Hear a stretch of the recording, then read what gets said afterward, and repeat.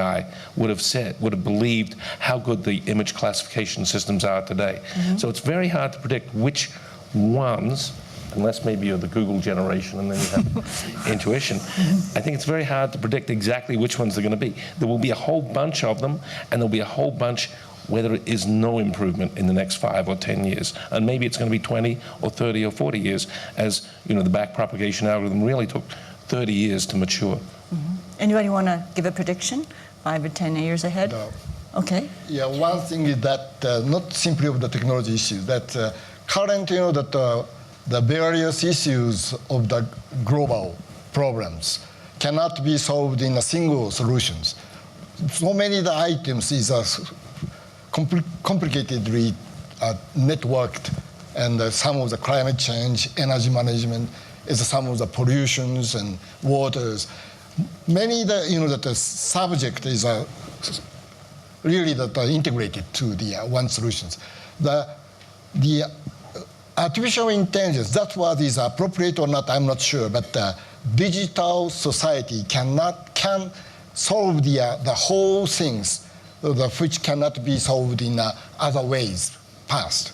So that's a kind of the future view.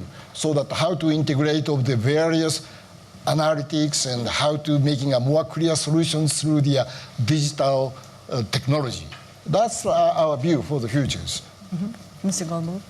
So I think that we have there have been an enormous number of developments in the last 10 years, and I think we have a lot of pent-up capability that hasn't made its way into society yet. I gave one example earlier of the ability to grade high school essays using algorithms. That is a long, long, long way from being widely deployed inside schools.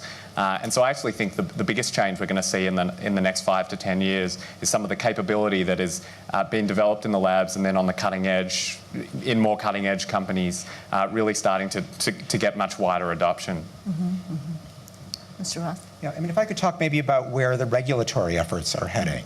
Because, for some of these technologies, you're much better off keeping the genie in the bottle.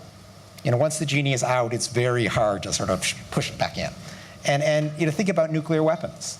Wouldn't we have been better off if that technology was not allowed to be deployed and we weren't stuck trying to regulate it after the fact, where the world is now full of nuclear weapons?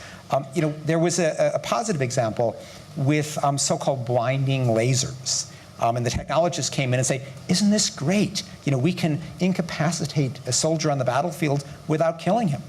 And people were actually appalled by the idea that these lasers could just run and blind people from afar. And so there was actually a treaty quickly adopted that prevented that technology from even being developed. We're now trying to do something similar with killer robots.